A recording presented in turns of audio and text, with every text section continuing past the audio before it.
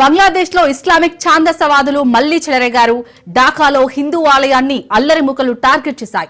Bulldozer తో హిందూ ఆలయాన్ని కూల్చివేశారు. దీంతో హిందూ సంఘాలు భారీ ఆందోళన చేపట్టాయి. ఇటీవలి కాలంలో బంగ్లాదేశ్ లో హిందూ ఆలయాలను అల్లరి ముఖలు టార్గెట్ చేయడం సంచలనంగా మారింది. మైనార్టీలుగా ఉన్న హిందువులపై భౌతిక దాడులు సైతం చేస్తుండటంతో ప్రపంచవ్యాప్తంగా తీవ్ర విమర్శలు ఎదురయ్యాయి.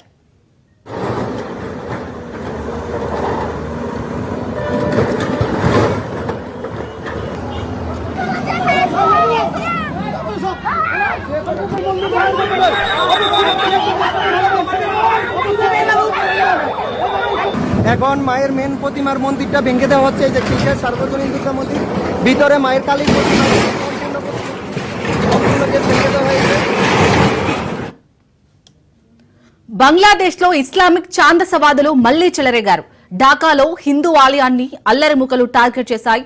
బుల్డోజర్ తో హిందూ ఆలయాన్ని కూల్చివేశారు. దీంతో హిందూ సంఘాలు భారీ ఆందోళన చేపట్టాయి. ఇటీవలి కాలంలో బంగ్లాదేశ్ లో హిందూ ఆలయాలను అల్లరి మూకలు టార్గెట్ చేయడం సంచలనంగా మారింది. మైనార్టీలుగా ఉన్న హిందువులపై భౌతిక దాడులు సైతం చేస్తుండటంతో ప్రపంచవ్యాప్తంగా తీవ్ర విమర్శలు ఎదురయ్యాయి.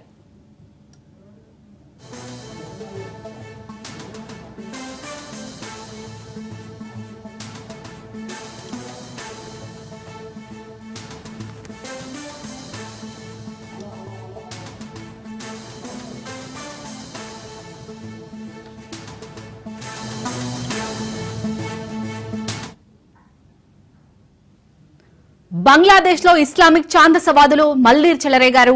ఢాకాలో హిందూ ఆలయాన్ని అల్లరి ముఖలు టార్గెట్ చేశాయి. బుల్డోజర్ తో హిందూ ఆలయాన్ని కూల్చివేశారు. దీంతో హిందూ సంఘాలు భారీ ఆందోళన చేపట్టాయి. ఇటీవలి కాలంలో బంగ్లాదేశ్ లో హిందూ ఆలయాలను అల్లరి ముఖలు టార్గెట్ చేయడం సంచలనంగా మారింది. మైనార్టీలుగా ఉన్న హిందువులపై భౌతిక దాడులు సైతం చేస్తుండటంతో ప్రపంచవ్యాప్తంగా తీవ్ర విమర్శలు ఎదురయ్యాయి.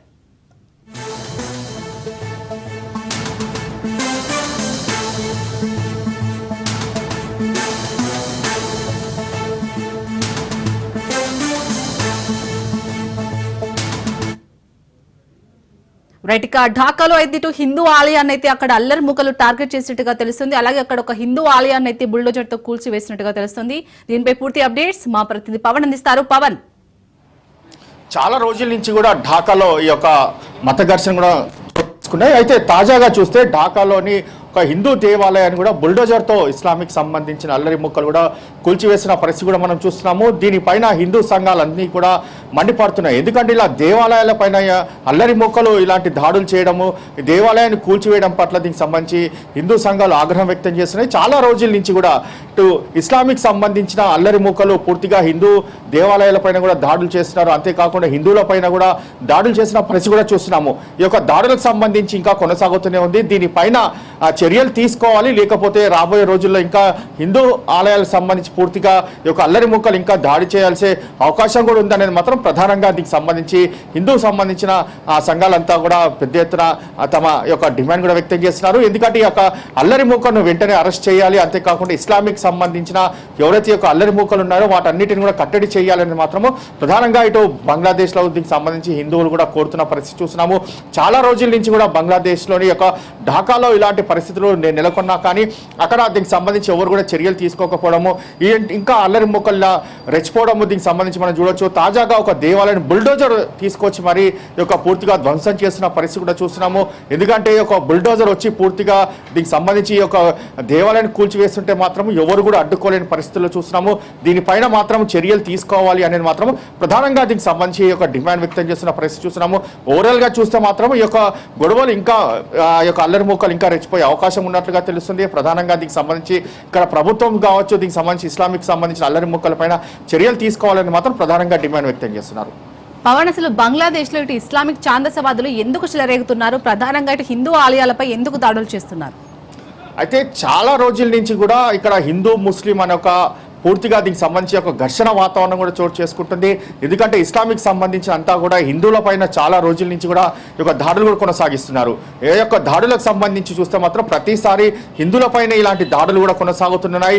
అంతేకాకుండా ఇప్పుడు ఆలయాల పైన దీనికి సంబంధించి ఇలాంటి కూల్చివేతలు కూడా కొనసాగుతున్నాయి. అయితే దీనికి సంబంధించి కూడా మత ఘర్షణలకు సంబంధించి ఒక ఇస్లామిక్ ప్రేరేపిస్తుందనేది మాత్రం ప్రధానంగా మనకు చాలా రోజుల నుంచి కూడా అర్థమవుతున్న పరిస్థితి కూడా గమనిస్తున్నాము.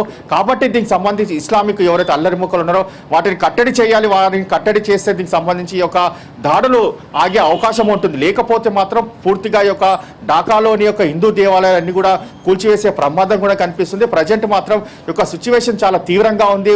పరిస్థితి కూడా చాలా కంట్రోల్ తప్పింది అనేది మాత్రం ప్రధానంగా మనకు అర్థమవుతుంది. మరి దాడులు చేసే అల్లరి ముక్కలపై అక్కడి ప్రభుత్వం ఎందుకు చర్యలు తీసుకోవట్లేదు? అయితే దీనికి సంబంధించి ప్రభుత్వం కూడా ఇక చర్యలు కూడా తీసుకోకపోవడం వల్లనే ఇలాంటి రెచ్చిపోతున్నారనేది మాత్రం ప్రధానంగా అక్కడ హిందూకు సంబంధించిన వారంతా కూడా చెప్తున్నారు.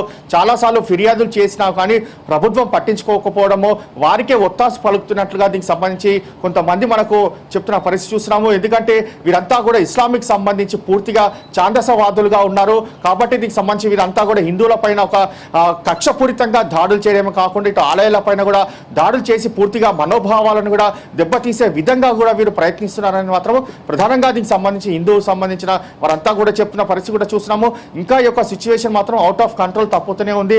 ఒక బుల్డోజర్ వచ్చి ఒక దేవాలయాన్ని కూల్చివేస్తున్నారంటే మనం దీనికి సంబంధించి వారికి ఎంత బ్యాక్ సపోర్ట్ ఉంటేనే ఇలా డేర్గా వచ్చి ఒక బుల్డోజర్తో యొక్క హిందూ దేవాలయాన్ని కూడా కూల్చివేస్తున్నారని మాత్రం చాలా క్లియర్గా అర్థమవుతుంది. ఇప్పటికైనా దీనికి సంబంధించి ప్రభుత్వము చర్యలు తీసుకోవాలనేది మాత్రం ప్రధానంగా దీనికి సంబంధించి వారు చెప్తున్న పరిస్థితి కూడా కనిపిస్తుంది. Right, thank you Pawan.